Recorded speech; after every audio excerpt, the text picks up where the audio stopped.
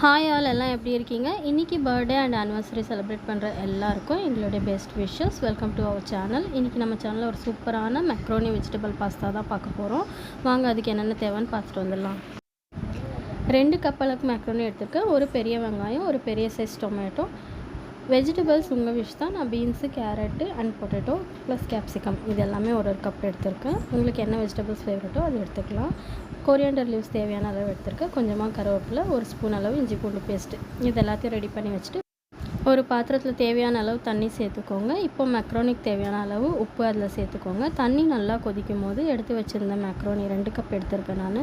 நீங்கள் அந்த மெக்ரோனியை அதில் சேர்த்துக்கோங்க. இப்போ அதில் நல்லா வெந்து வரணும். வேகும் போது கொஞ்சம் பொங்கி வர மாதிரி இருக்கும். அப்போ ஸ்டவ்வை கொஞ்சம் லோ ஃப்ளேமில் விட்டுட்டு கொஞ்சம் கலந்து விட்டுக்கணும். அடிக்கடி பார்த்துக்கணும், அடி பிடிக்காமல் இருக்கு. இப்போ நல்லா வெந்து வரும்போது ஒரு டேபிள் ஸ்பூன் அளவு எண்ணெய் விடணும். அப்போ தான் அது ஒட்டாமல் வரும். நல்லா வெந்ததும் இதை தனியாக எடுத்து வச்சுக்கலாம். இது ஒரு 12 to 15 மினிட்ஸில் நல்லா வெந்து வந்துடும். இப்போ ரெடி ஆகிடுச்சு. இதை ஃபில்டர் பண்ணி தனியாக எடுத்து வச்சுக்கலாம். இப்போ ஒரு பேன் வச்சுட்டு பேன் ஹீட் ஆனதும் கொஞ்சமாக ஆயில் சேர்த்துக்கோங்க. ஆயில் நல்லா ஹீட் ஆனதும் அதில் கொஞ்சமாக கடுகு, கொஞ்சம் கருவேப்பிலை சேர்த்துக்கோங்க. இது நல்லா பொரிஞ்சதும் எடுத்து வச்சுருந்த வெங்காயத்தை சேர்த்து நல்லா ஃப்ரை பண்ணி விட்டுக்கோங்க. இப்போ நான் இது கூட கேப்சிகம் எடுத்துருக்கேன். மற்ற வெஜிடபிள்ஸ் எல்லாம் தனியாக வேக வச்சு வச்சுருக்கேன். கேப்சிகம் மட்டும் இப்படியே நம்ம ஆனியன் கூடவே போட்டு ஃப்ரை பண்ணிக்கலாம். இப்போ ஆனியன் நல்லா கோல்டன் ப்ரௌன் ஆனதும் நான் எடுத்து வச்சுருந்த கேப்சிகம் போட்டு நல்லா வதக்கிக்கிறேன். இது இதிலே வெந்துடணும். அந்தளவுக்கு நம்ம நல்லா வதக்கி விடணுங்க. உங்களுக்கு ஃபேவரட்டான வெஜிடபிள்ஸ் என்ன வேணாலும் சேர்த்துக்கலாம். இப்போ இது கேப்சிகம் நல்லா வெந்து வந்துடுச்சு. இப்போ பாருங்கள் நல்லா வெந்து வந்துடுச்சு. ஆனியனும் நல்லா கலர் திரும்பிடுச்சு. இப்போ இந்த ஸ்டேஜில் நம்ம எடுத்து வச்சுருக்க இஞ்சி பூண்டு பேஸ்ட்டு 1 டேபிள் ஸ்பூன் எடுத்து வச்சுருக்கேன்.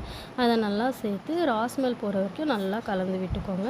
எல்லா ராஸ்மெல் போனதும் இப்போ பொடியாக நறுக்கி வச்சுருக்க டொமேட்டோ சேர்த்து நல்லா வதக்கி விடுங்க.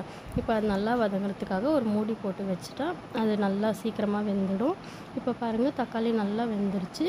இந்த கன்சிஸ்டன்சிக்கு வந்ததும் இப்போ இந்த ஸ்டேஜில் நம்ம வேக வச்சுருக்க வெஜிடபிள்ஸ் எல்லாம் சேர்த்து நல்லா கலந்து விட்டுக்க போகிறோம். நான் பீன்ஸு, கேரட் அண்ட் பொட்டேட்டோ தான் எடுத்திருக்கேன். நல்லா பொடியாக நறுக்கி வச்சு கொஞ்சமாக தண்ணி ஊற்றி ஒரு குக்கர் இல்லைனாலும் ஒரு பாத்திரத்துலேயே வெந்துடும். அந்த மாதிரி தான் வேக வச்சு எடுத்து வச்சுருக்கேன். வேகும் போதே கொஞ்சமாக சால்ட் சேர்த்துக்கோங்க வெஜிடபிள்ஸில். அப்போ தான் டேஸ்டியாக இருக்கும். இப்போ இது எல்லா வெஜிடபிள்ஸும் சேர்த்து நல்லா கலந்து விட்டுக்கோங்க.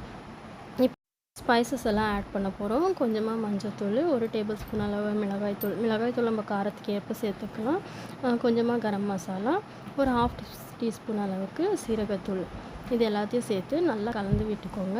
ராஸ்மெல் போகிற வரைக்கும் நல்லா மிக்ஸ் பண்ணணும். கொஞ்சமாக தண்ணி சேர்த்து திருப்பி அதே மாதிரி மூடி போட்டு மூடி வச்சிடலாம். கொஞ்சம் திக் கன்சிஸ்டன்சிக்கு ஆகிற வரைக்கும் நல்லா அந்த காயும் மசாலாவும் எல்லாம் நல்லா மிக்ஸ் ஆகிற அளவுக்கு நல்லா மூடி ஒரு 5 மினிட்ஸ் மூடி வச்சா போதும். எண்ணெய் நல்லா தனியாக பிரிஞ்சு வந்துடும். இந்த கன்சிஸ்டன்சிக்கு வந்ததும் நம்ம வேக வச்சு எடுத்து வச்சுருந்த மெக்ரோனியை சேர்த்து நல்லா மிக்ஸ் பண்ணி விட்டுக்கலாம்.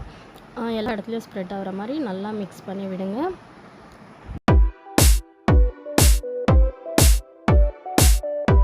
இப்போ எல்லாம் மிக்ஸ் பண்ணி விட்டதும் திரும்ப ஒரு மூடி போட்டு ஒரு 1 to 2 மினிட்ஸ் வைக்கணும். அப்போ தான் அந்த ஸ்பைசஸ் எல்லாம் அந்த மக்ரோனி உள்ளே சேர்ந்து டேஸ்ட் வேறு லெவலில் இருக்கும். இப்போ லாஸ்ட்டாக கொரியாண்டர் லீவ்ஸ் கொஞ்சமாக தூவிட்டு 1 டீஸ்பூன் அளவுக்கு எண்ணெய் சேர்க்குறோம். எண்ணெய் எதுக்கு சேர்க்குறோன்னா கொஞ்சம் சாஸியாக இருக்கும், சாப்பிடும்போது ரொம்பவே டேஸ்ட்டாக இருக்கும்.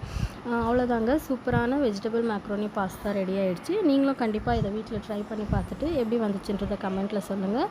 இந்த வீடியோ உங்களுக்கு பிடிச்சிருந்தா ஒரு லைக் போட்டு எங்கள் சேனலுக்கு சப்போர்ட் பண்ணுங்கள். தேங்க்ஸ் ஃபார் வாட்சிங்.